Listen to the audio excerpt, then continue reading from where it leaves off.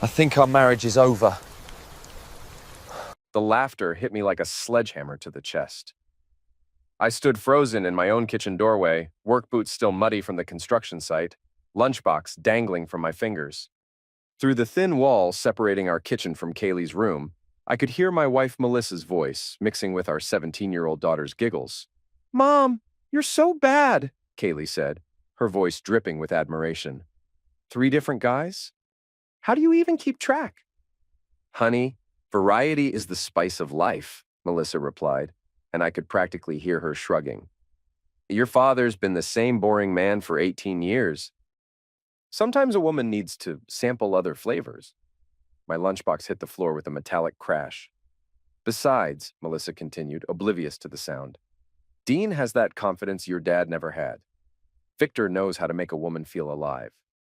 And Tommy from the gym? Well, let's just say he's got stamina." I pressed my back against the kitchen wall, my heart hammering so hard I thought it might burst. 18 years of marriage. 18 years of working 2 jobs to keep this family afloat while Melissa stayed home, claiming she was finding herself. "What if Dad finds out?" Kaylee asked. "Your father?" Melissa laughed, a sound that used to make me smile but now felt like broken glass. "Nathan's too weak to do anything about it. He'll just sulk and work harder like he always does." I'd heard enough. My hands were shaking as I grabbed my keys and headed for the door. I needed air. I needed space. I needed to think. 3 hours later, I sat in my truck outside our suburban home, watching the neighborhood I'd helped build with my own hands. Dean Callahan lived 2 houses down with his wife Amanda. The Ruiz family lived across the street. I'd installed their kitchen cabinets, fixed their plumbing, helped them move furniture, and they'd been screwing my wife. My phone buzzed. A text from an unknown number. "Nathan, we need to talk. Amanda Callahan." I stared at the message for a long moment, then typed back, "When?" "Now." Coffee shop on Maple Street.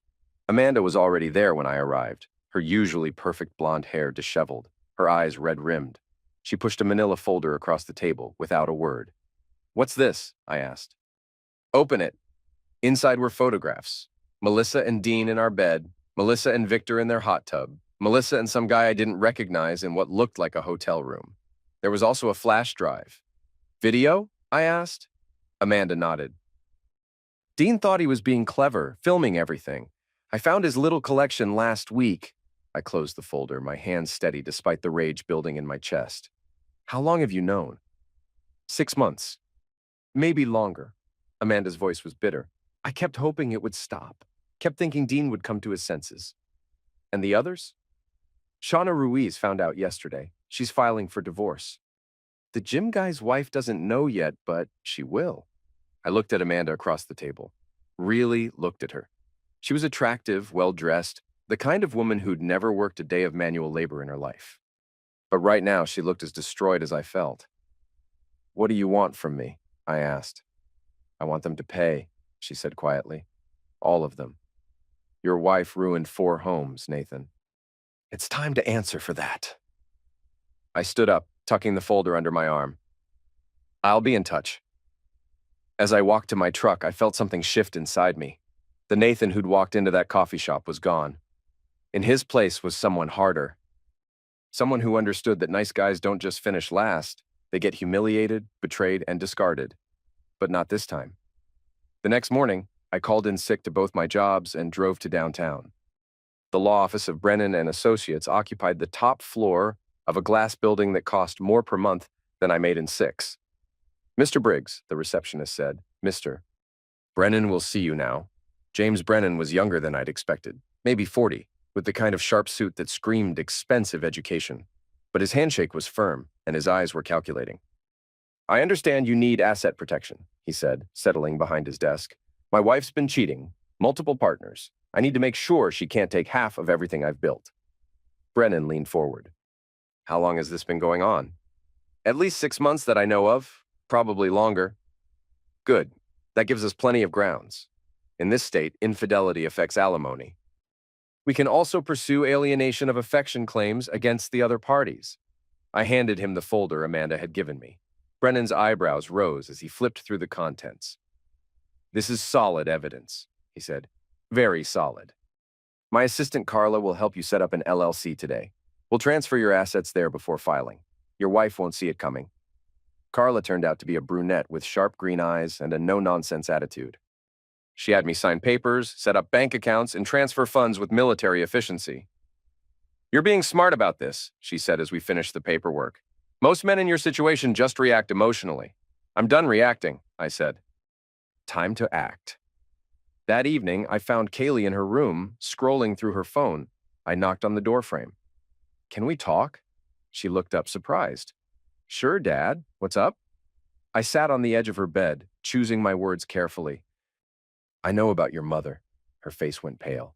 "Dad, I'm not angry at you," I said, "but I need you to understand something. What your mother is doing isn't empowerment or liberation. It's betrayal. And it has consequences." Kaylee's eyes filled with tears. "She said you wouldn't care, that you were too weak to—" "I raised a daughter," I interrupted quietly, "not a groupie. Don't let her poison you against the idea of loyalty." I stood to leave, then paused at the door. "I love you, Kaylee. But I won't pretend this family isn't broken." Melissa came home an hour later, humming to herself as she set down her purse. She was glowing, the way she used to after we'd made love early in our marriage. "Hey, babe," she said, kissing my cheek. "How was work?" "Fine," I said, not looking up from my laptop. "How was your day?" "Oh, errands."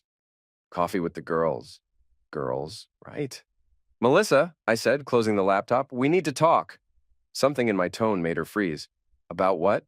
"I know." The color drained from her face.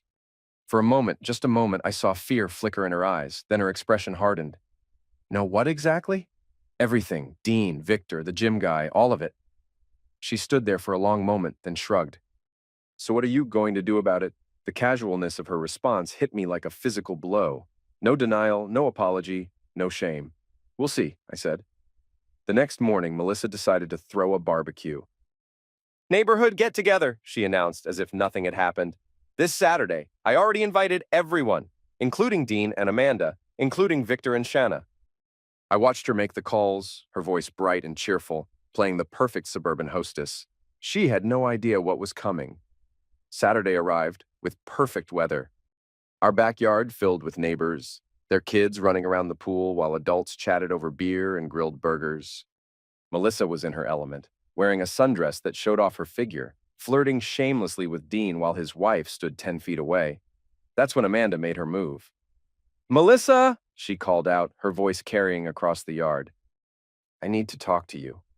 The conversation volume dropped as people sensed tension. Melissa turned, still smiling. "Of course, Amanda. What about—" "About you screwing my husband." Dead silence. Even the kids stopped splashing in the pool. Melissa's smile never wavered. "I have no idea what you're talking about." "Really?" Amanda reached into her purse and pulled out an 8x10 photograph. "Because this looks exactly like you." She held up the image. Melissa and Dean in our master bedroom, both naked, Dean's face clearly visible as he looked back at the camera with a satisfied grin. Melissa lunged for the photo, but Amanda was ready. She sidestepped and grabbed Melissa by the hair, dragging her down to the grass. They rolled across the lawn, Amanda screaming, "You home-wrecking slut!" while Melissa tried to claw at her face. I made no move to intervene. Neither did Dean, who stood frozen with a beer in his hand. The other guests backed away, some pulling out phones to record. Finally, Victor and another neighbor pulled them apart. Amanda's white blouse was grass-stained, and Melissa's perfect hair was a tangled mess. "This isn't over," Amanda said, smoothing down her clothes. "Not even close." She walked out, leaving behind a yard full of shocked neighbors and one very exposed wife. The party died quickly after that. I woke up Monday morning to Melissa screaming, "Nathan! Nathan, get out here!" I found her standing in our driveway, staring down the street with her mouth hanging open. Following her gaze, I saw what had gotten her attention. 2 blocks away, visible from half the neighborhood, stood a massive billboard. The kind they usually used for car dealerships or fast food restaurants. But this one had a different message. In 6-foot-tall red letters, Melissa Briggs, homewrecker and community property. Below that, in smaller text, ask her about Dean, Victor, and Tommy. Their wives already know. "Oh my God," Melissa whispered. "Oh my God, oh my God, oh my God." Cars were already slowing down to read it. Our neighbor across the street stood in his bathrobe, shading his eyes to get a better look. Someone was taking pictures. Who did this? Melissa spun around to face me. Nathan, who did this? How would I know? Someone had to. She was hyperventilating now, her face red with rage and humiliation. This is illegal. This is slander. Is it? I asked calmly. Which part isn't true? She stared at me like I'd grown a second head. In 18 years of marriage, I'd never spoken to her like that, never challenged her, never pushed back. You need to fix this, she said. Right now, call someone. Call the city, I'm going to work, I said, walking past her toward my truck. Nathan, she screamed, you can't just leave me here. I could and I did. At the construction site, word had already spread. Gary, my foreman, clapped me on the shoulder. Saw the news, buddy. That's rough. What news? He showed me his phone. The billboard photo was already trending on social media. Melissa Briggs was picking up steam, with hundreds of comments and shares. By lunch, it had hit the local news websites. Suburban billboard scandal rocks local neighborhood. Someone had dug up more photos from the barbecue fight. Amanda giving an interview about rampant adultery destroying families. I called Carla from my truck. Did you see it? She asked without preamble. The billboard? Kind of hard to miss. Not just that. Check your email. I opened my phone and found a message from an anonymous account. The subject line read, Phase 1 complete. Inside was a single line, how do you like the view? Any idea who's behind this? I asked. I have some theories, Carla said. But honestly, does it matter? Someone's doing the work for us. That evening, I found Melissa huddled on the couch, curtains drawn, tissues scattered around her like snow. She'd been crying for hours. The school called, she said, without looking up. Parents are complaining. They want Kaylee off the cheerleading squad. What did you tell them? What could I tell them? She finally looked at me, her eyes puffy and desperate. Nathan, you have to help me, please. I'll do anything. Anything? Yes. I'll stop. I'll never see any of them again. We can go to counseling. We can move away. Just please, make this stop. I sat down across from her, studying her face. For a moment, I almost felt sorry for her. Almost. The time for stopping was 6 months ago, I said, before you decided I was too weak to matter. Her expression shifted, hope fading into something colder. So this is revenge? You're punishing me? I'm not doing anything, Melissa. I'm just not protecting you anymore. That night, I moved into the guest room. In the morning, I'd be calling a realtor about apartments. But first, I had some people to thank. I drove to Amanda's house and knocked on the door. She answered in a bathrobe, her hair wet from the shower. Nathan, I wondered when you'd come by. The billboard? That was you? She smiled, and for the first time since this started, it reached her eyes. My sister Grace owns a sign company in Memphis. She drove up yesterday with a crew and some very flexible ethics. Thank you. Don't thank me yet. We're just getting started. Behind her, I heard a man's voice. Who is it, honey? Just a neighbor, Amanda called back. To me, she said quietly, Grace is staying for a few days. She's got ideas. As I walked back to my truck, I felt something I hadn't experienced in years. Hope. Not the naive hope of the old Nathan who believed in fairness and playing by the rules. This was darker, hungrier. This was the hope of watching your enemies destroy themselves. The next morning, I met with Brennan to finalize the paperwork. All our joint assets were now protected in the LLC. Our savings accounts had been transferred to new banks Melissa didn't know about. The house, which was in both our names, would be sold and the proceeds split, but everything else was locked down tight. She's going to fight this, Brennan warned as I signed the last document. Let her try. Nathan, I need to ask, are you planning anything extra legal? I looked at him across the mahogany desk. I'm a construction worker, Mr. Brennan. I build things, I don't break them. Good, because if this goes to court, we need your hands completely clean. When I got home, Melissa was waiting with a stack of papers and a pen. I tried to access our accounts, she said. They're frozen. Moved, I corrected, into asset protection. You can't do that. Those are my accounts, too. Were past tense. Her face went through several colors before settling on purple. You bastard. You planned this. I protected myself. There's a difference. I'll sue you. I'll take you for everything. With what money? Your lawyer fees just went up considerably. She threw the papers at me, pages scattering across the kitchen floor. This is financial abuse. This is consequence, I said, bending to pick up the documents. Something you should have considered before broadcasting your bed life to our daughter. That stopped her cold. What? I heard you, Melissa, both of you. Laughing about how weak I am, how I'm too pathetic to matter. For the first time since this started, she looked genuinely shaken. Nathan, save it. The divorce papers will be served tomorrow. I left her standing in the kitchen and drove to work. On the way, my phone rang. Carla. Turn on channel 7, she said. I pulled over and found a live stream on my phone. A reporter stood in front of the billboard interviewing Amanda, Mrs. Callahan. What drove you to take such a public approach? When someone destroys multiple families, the community has a right to know, Amanda said, looking directly into the camera. Melissa Briggs conducted affairs with at least 4 married men in our neighborhood. She bragged about it. She corrupted her own teenage daughter with this behavior. Have you spoken to Mrs. Briggs about this? We had a conversation at her barbecue this weekend. It was illuminating. The reporter cut to footage from someone's phone. Amateur video of Amanda dragging Melissa across the lawn while neighbors watched in shock. My phone buzzed with a text from an unknown number. Enjoying the show? G. Grace, Amanda's sister. I typed back, just getting started. The response came immediately. Good, meet me at Murphy's Bar tonight, 8 p.m. We need to discuss Phase 2. At work, I couldn't concentrate. My mind kept wandering to what Phase 2 might involve. Whatever it was, Grace clearly had resources and a creative approach to problem solving. Gary found me staring at a blueprint upside down. You okay, man? I know this whole thing with your wife. Ex-wife, I corrected. And yeah, I'm better than okay. That evening, Murphy's Bar was nearly empty. Grace sat in a corner booth, and I recognized her immediately.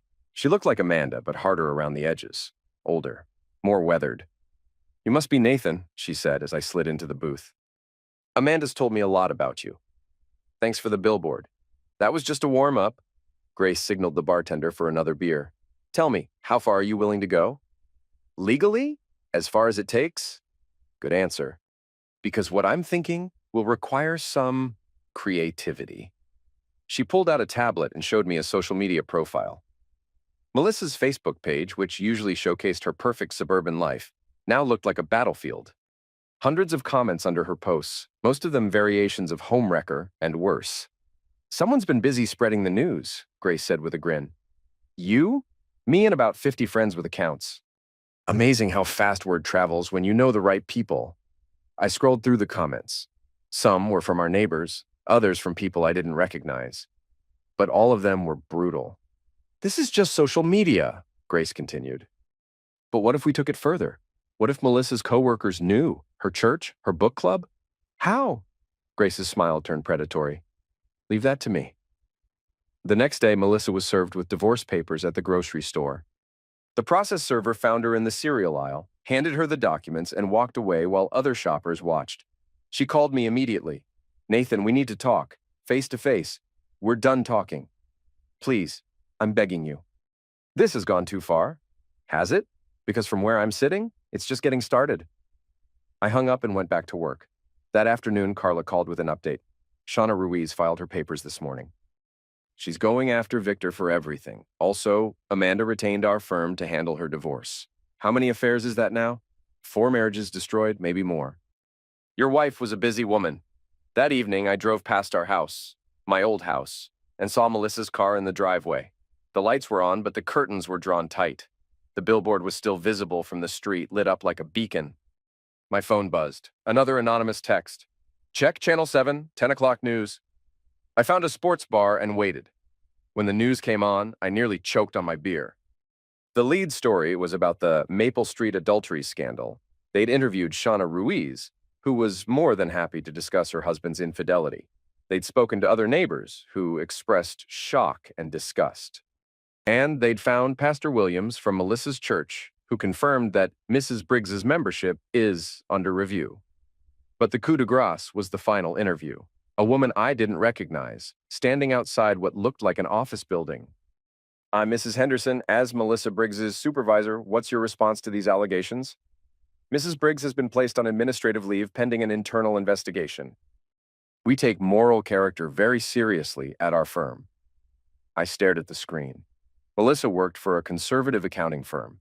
Her boss was a 60-year-old Christian woman who'd fire someone for drinking too much at the company Christmas party. She was done. My phone rang. Grace. Enjoying the show? How did you...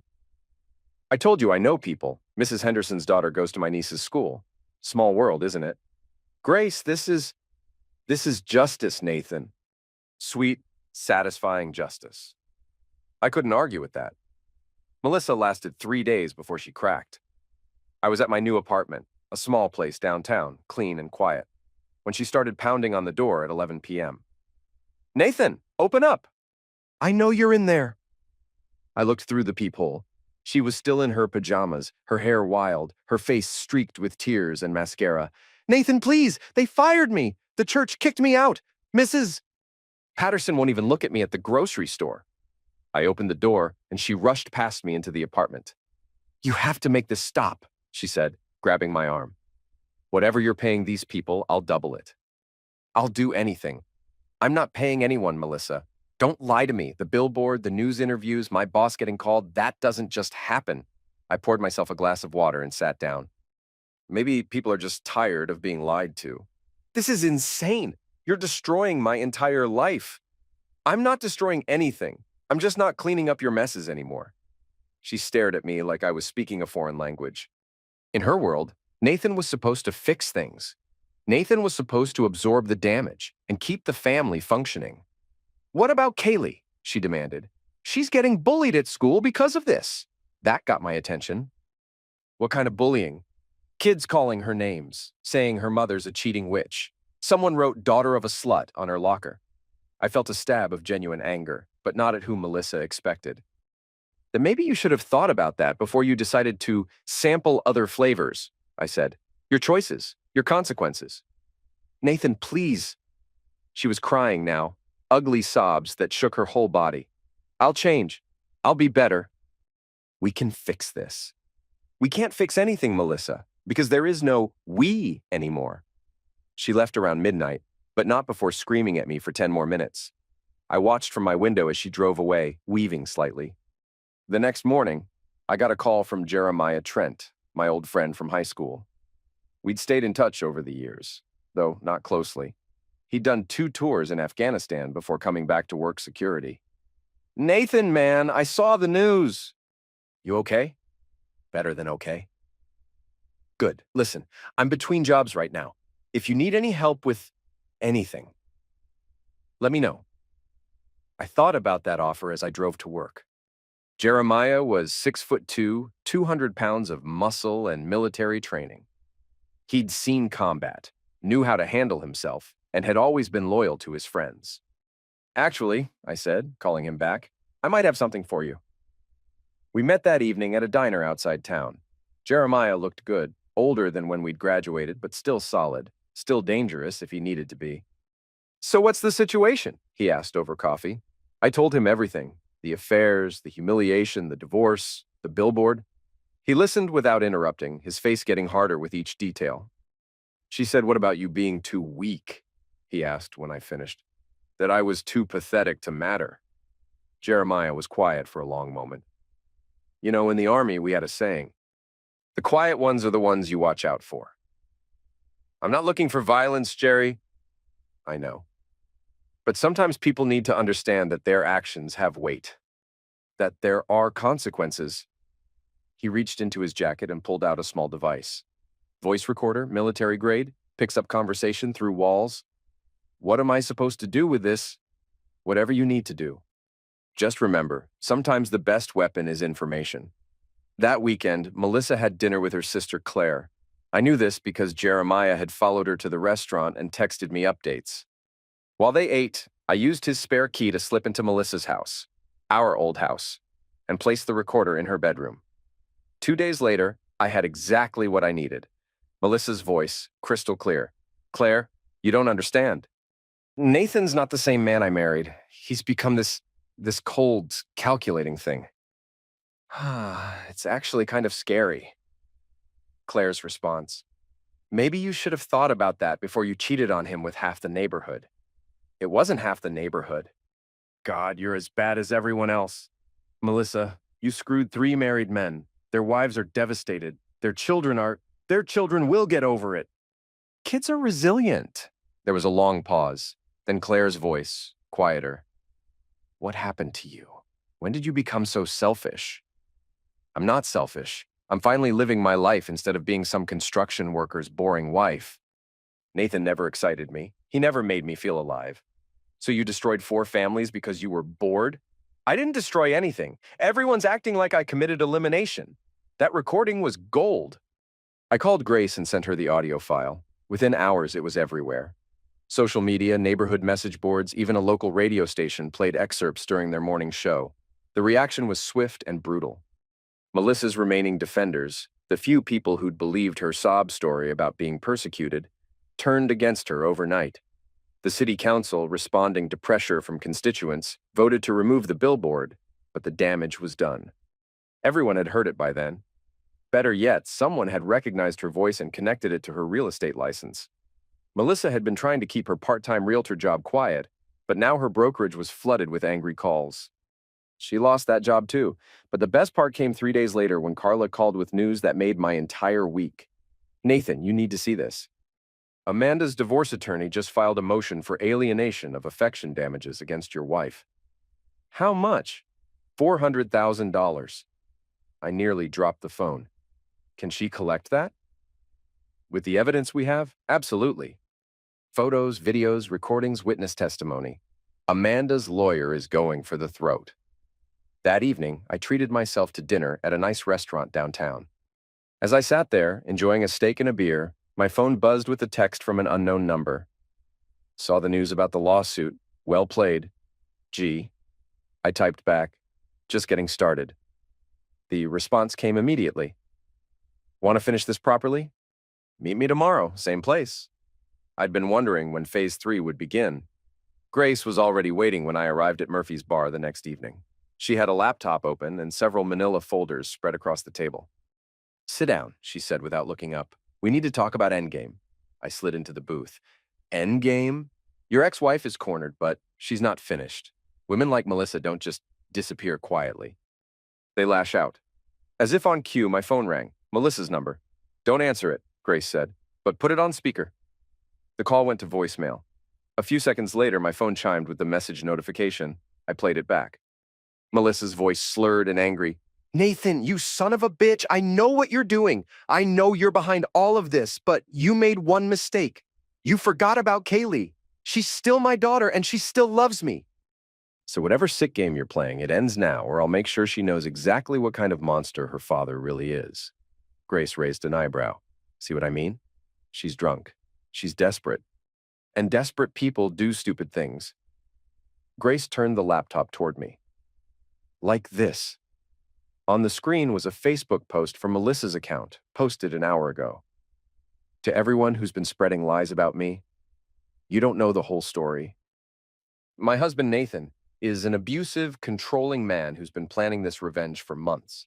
He's hired people to harass me, destroy my reputation, and ruin my life.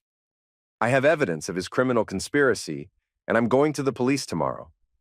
The post had already collected dozens of comments, most of them skeptical, but a few expressing support. She's trying to flip the narrative, Grace said. Make herself the victim. Let her try. No one's going to believe. Some people will believe it, and that's all she needs. A few sympathetic voices, maybe a lawyer who sees dollar signs. She could turn this around. So what do you suggest? Grace closed the laptop and leaned forward. We finish this completely. No comeback, no second chances, no redemption arc. What did you have in mind? Have you ever heard of a controlled demolition? The next morning, I called in sick to work and met with Jeremiah at a coffee shop near the courthouse. He looked tired, like he hadn't been sleeping well. You okay? I asked. Been keeping an eye on your ex-wife like you asked.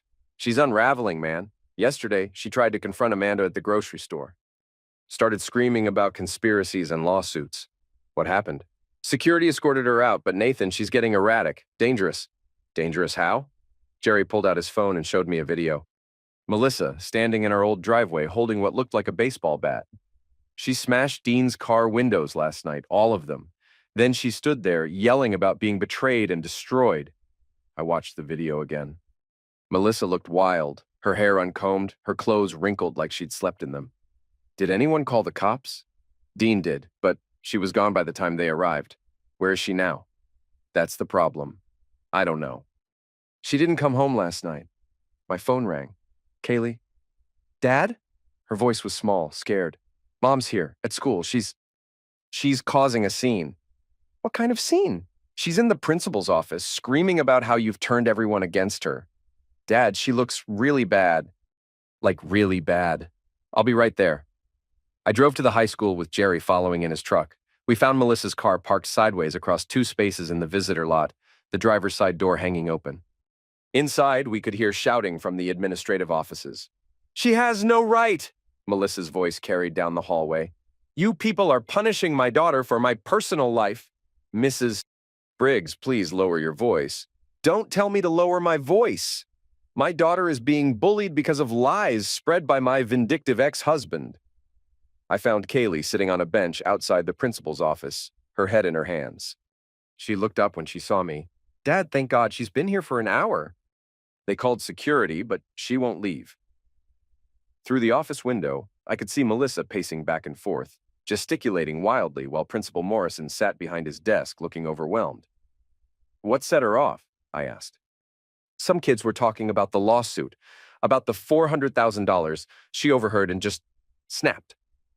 The office door opened, and Melissa stormed out. She stopped short when she saw me. You, she said, her voice dropping to a whisper. This is all you. Melissa, you need to go home. Home? She laughed, a sound with no humor in it. What home? The one you stole from me? The one where I can't show my face without being called a 304. People were staring now. Other parents, students, teachers. Everyone wanted to see the woman from the billboard, the neighborhood scandal. Mom, please, Kaylee said, standing up. You're embarrassing me. Embarrassing you? Melissa spun around to face her daughter. I'm embarrassing you? What about your father? What about the man who's been systematically destroying my life for sport? That's enough, I said, stepping forward. Is it? Melissa's eyes were wild, unfocused. Because I'm just getting started. You want to play games, Nathan? Fine. Let's play. She pulled out her phone and started recording. Everyone here needs to know the truth about Nathan Briggs. He's not the poor, betrayed husband everyone thinks he is. He's a sociopathic control freak who's been planning this revenge for months. Ma'am, you need to leave, Principal Morrison said, appearing in the doorway, or I'll have to call the police. Call them. Call them and ask about the restraining order I'm filing. Ask about the evidence I have of his harassment campaign. Jerry moved closer, positioning himself between Melissa and the growing crowd of onlookers. Melissa, I said quietly, you're having a breakdown. Let me drive you somewhere safe. Safe? She barked another laugh. Safe from you? There is no safe from you, is there, Nathan? You won't stop until I'm completely destroyed. You destroyed yourself, I said. I just stopped cleaning up the mess. Something shifted in her expression. The wild anger gave way to something colder, more calculating. We'll see about that, she said, then louder. Kaylee, you're coming with me. No, Kaylee said firmly. I'm not. You're my daughter. And you're embarrassing us both. Dad's right. You did this to yourself. Melissa stared at her daughter for a long moment, then at me. When she spoke again, her voice was barely a whisper. You turned my own daughter against me. I didn't have to, I said. She has eyes. Melissa left then, pushing past the crowd and storming out to the parking lot. Through the windows, we watched her get in her car and drive away, tires squealing. That woman needs help, Principal Morrison said. Yes, I agreed. She does. But I wasn't going to be the one to give it to her. That evening, I got a call from Amanda. Nathan, we have a problem. Melissa just showed up at my house. What did she want? To talk, she said. But she had a crowbar. I was already reaching for my keys. Are you okay? I'm fine. She didn't get in. But Nathan, she's completely lost it. She kept screaming about conspiracies and revenge plots. The neighbors called the police. Where is she now? They arrested her, attempted breaking and entering, plus she was drunk, but Here's the thing. She's out on bail already.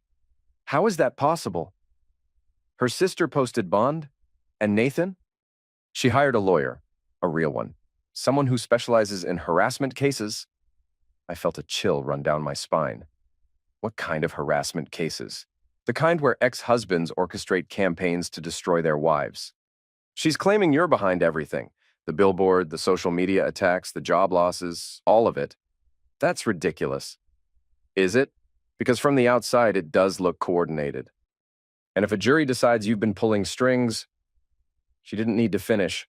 I could lose everything. The divorce, the asset protection, maybe even face criminal charges. What do I do? Lay low. Don't contact her. Don't respond to anything she posts online. Don't even think about her. And Nathan, whatever friends have been helping you, maybe it's time to distance yourself from them. After I hung up, I sat in my apartment staring at the wall. 3 months ago, I'd been a simple man with a simple life. Work, home, family, boring, maybe, but stable.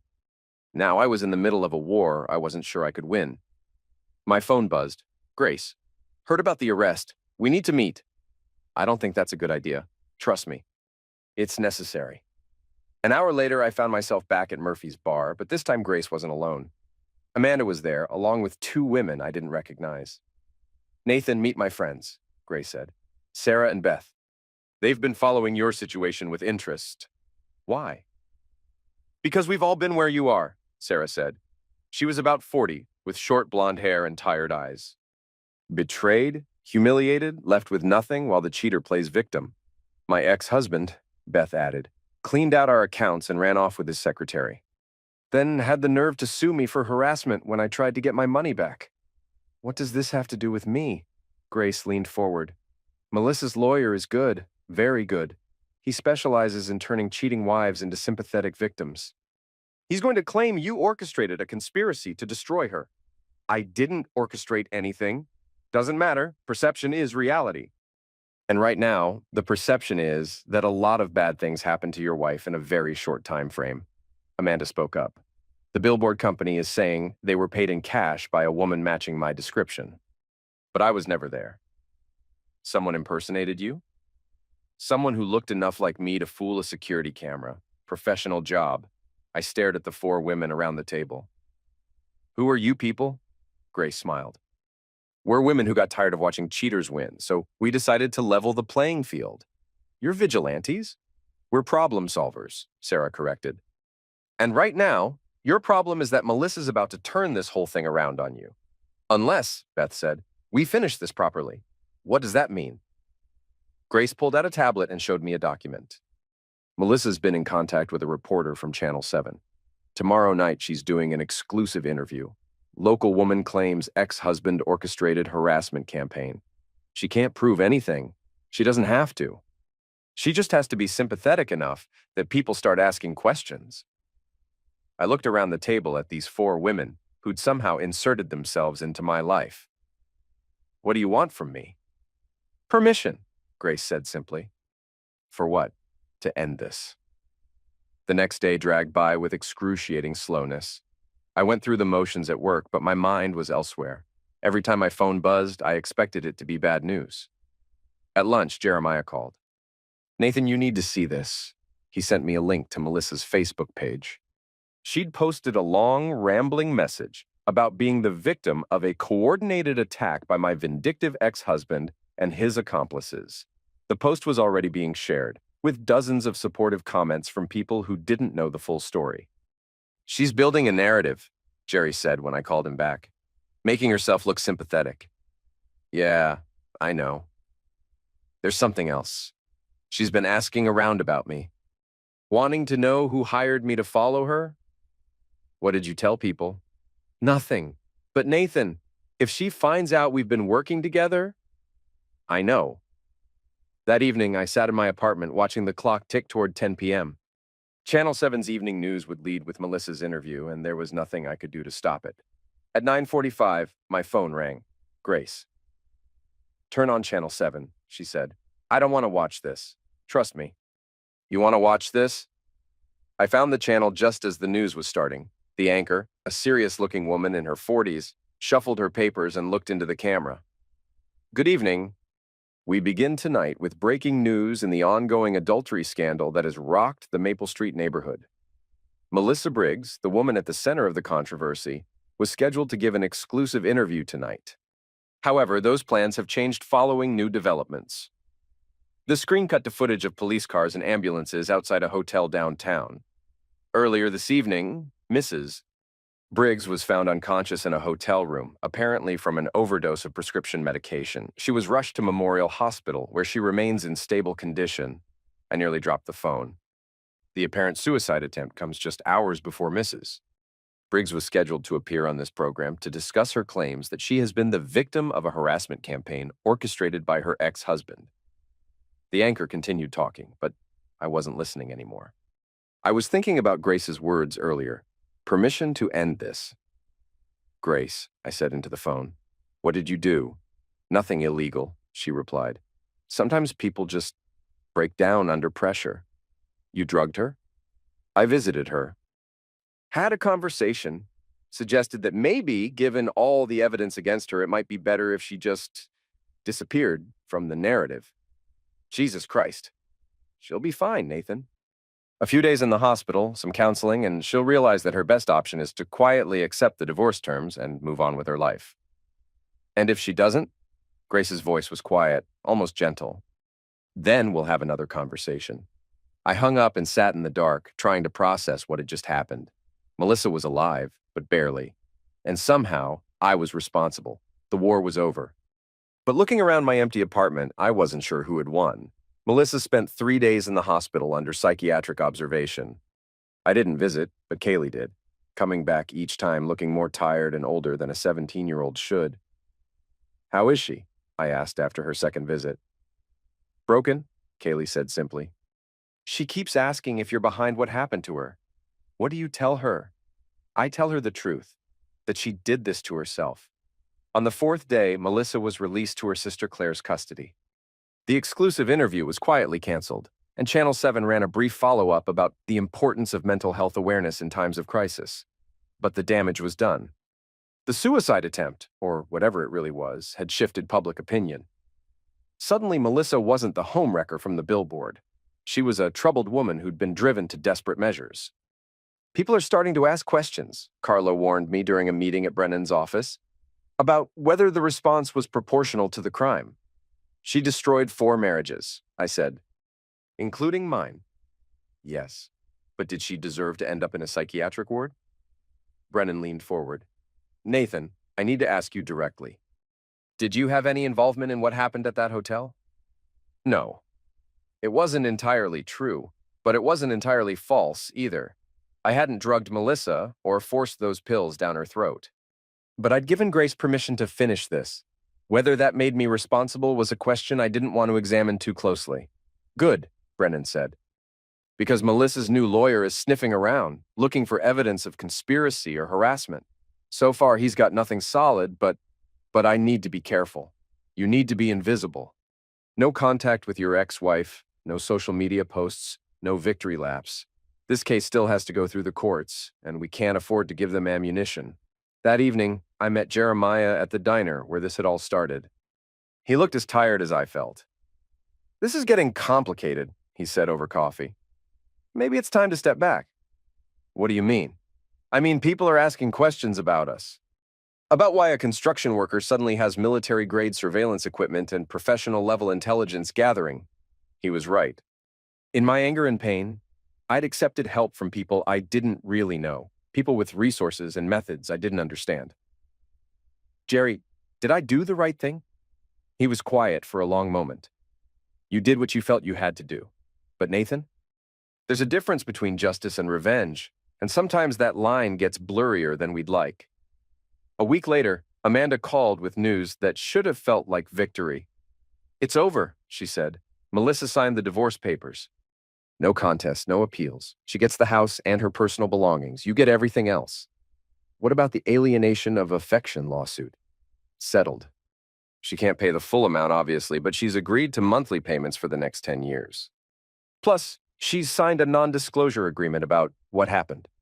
Meaning she can't write a book, give interviews, or otherwise monetize her story.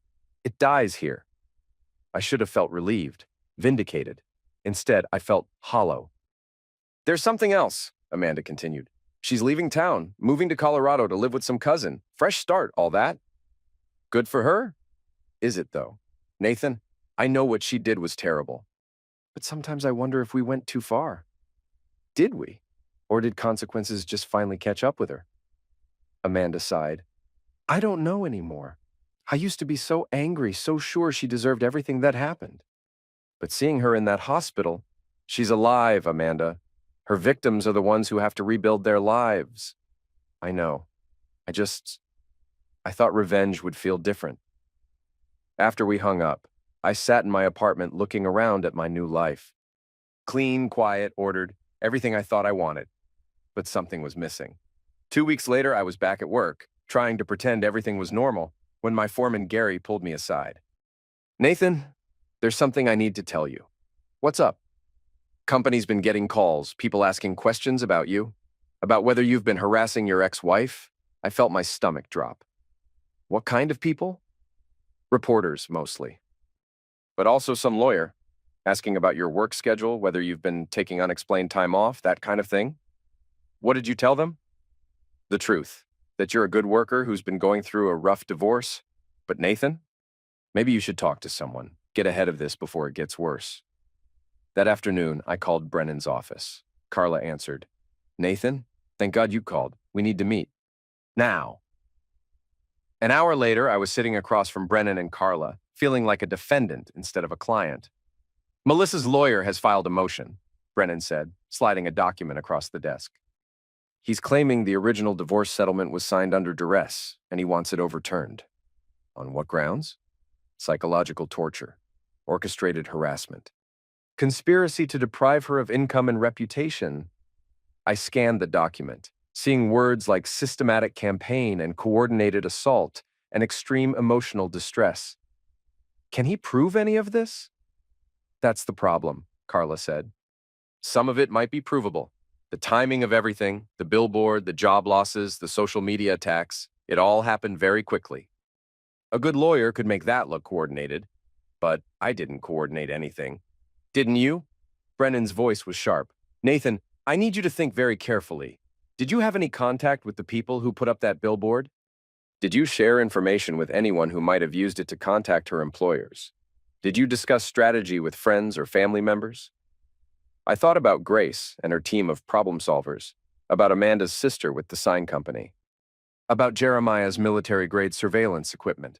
I may have accepted help from some people. "What kind of help?" "The kind I probably shouldn't discuss with my lawyer." Brennan closed his eyes and rubbed his temples. "Nathan, if there's evidence of a conspiracy, even an informal one, you could lose everything, the assets, the favorable divorce terms, maybe even face criminal charges. What do I do?" "You disappear. Take a vacation, visit family out of state, anything to get out of town while we handle this." "For how long?" "However long it takes." That night, I packed a bag and drove east, toward the mountains. I needed space to think, to figure out how a simple man's desire for justice had turned into something so complicated. But as I drove through the darkness, I couldn't shake the feeling that I was running from something I'd helped create. I'd been gone for 2 weeks when Jeremiah called.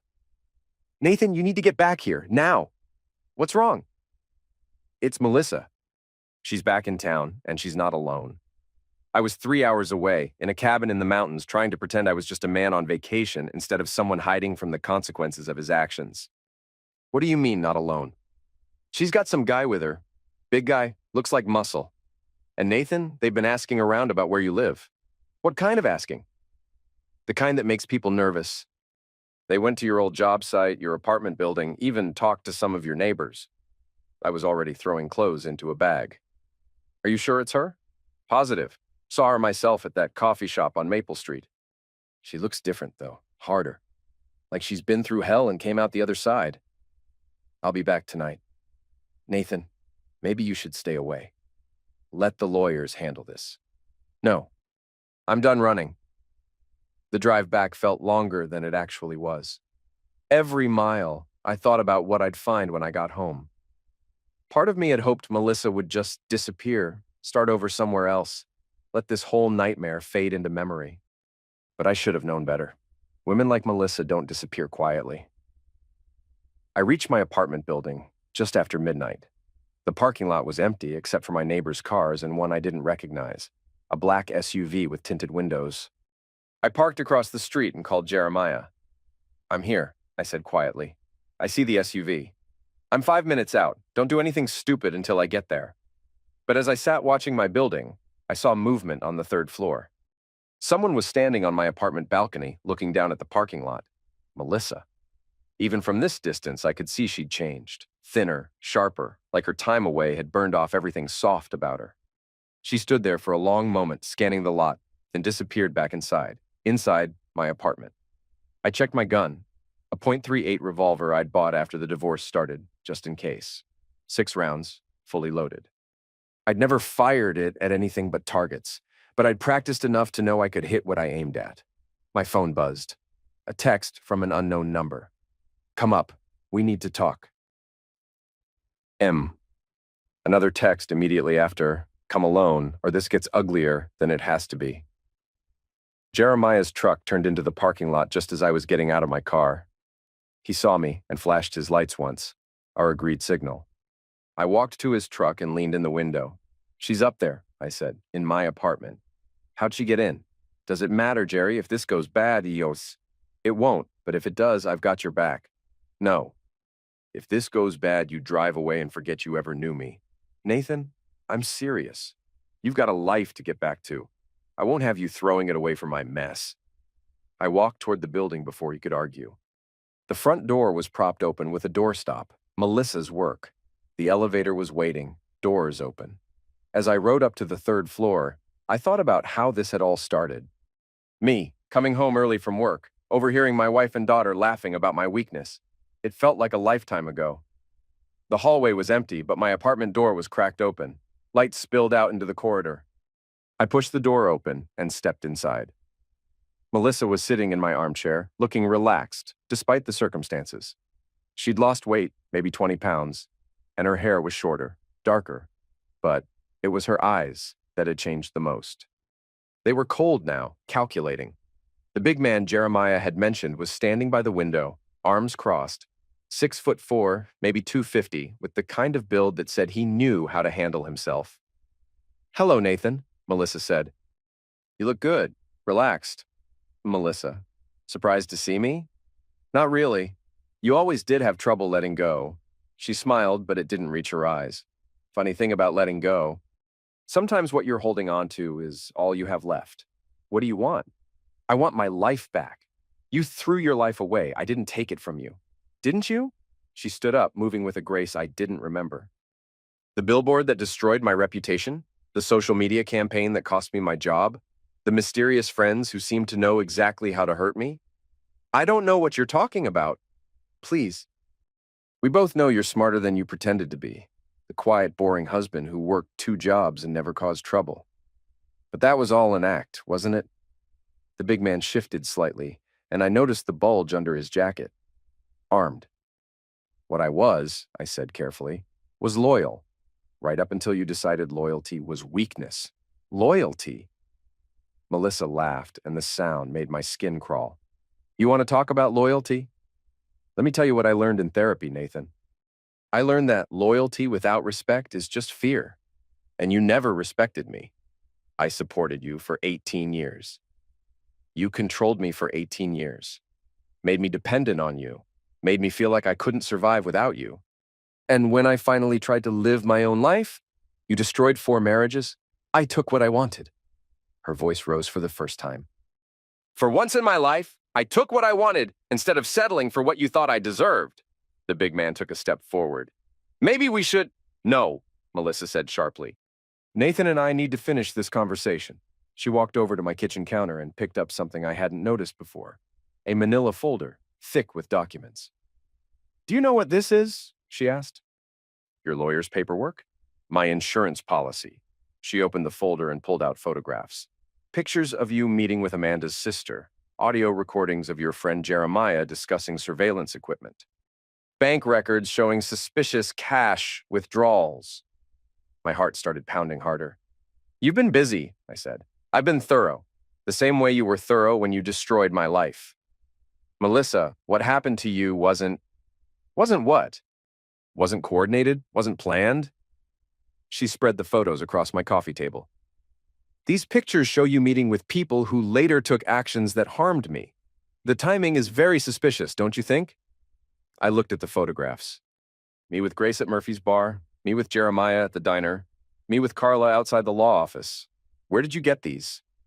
I hired professionals, Nathan. Real ones, not your amateur hour operation. The big man spoke up. Ma'am, maybe we should wrap this up. Of course. Melissa collected the photos and put them back in the folder. Nathan, here's what's going to happen. You're going to transfer half of those protected assets back to me. You're going to publicly apologize for the harassment campaign. And you're going to pay for my therapy and living expenses until I get back on my feet. And if I don't, then these photos and recordings go to the police, the media, and your employer, along with a very detailed statement about how you orchestrated a conspiracy to deprive me of my livelihood and reputation. You can't prove I orchestrated anything. I don't have to prove it beyond a reasonable doubt. I just have to make it look credible enough that people start asking questions. How do you think your construction company will feel about employing someone who might be a criminal? How will your new girlfriend Carla feel when she's dragged into a harassment investigation? She was right, and we both knew it. Even if the charges didn't stick, the suspicion would be enough to destroy what I'd built. How much do you want? $200,000, plus the apology. I don't have that kind of cash. You'll find it. You found money for everything else. I thought about my options. Pay her off and hope she'd go away, or fight and risk losing everything anyway. I need time to think about it. You have until tomorrow night. Meet me at the old house, our house, at 8 p.m. Bring a cashier's check. She headed for the door, the big man following. Oh, and Nathan? She said, pausing at the threshold. Come alone. If I see your military friend or any of your other associates, the deal's off and the photos go public immediately. They left, and I stood alone in my apartment, staring at the spot where my life had just been threatened. My phone rang. Jeremiah. I saw them leave. You okay? For now. What did she want? Money and an apology. You going to give it to her? I walked to my window and looked down at the parking lot. The black SUV was gone. I don't know yet, but even as I said it, I was already making plans.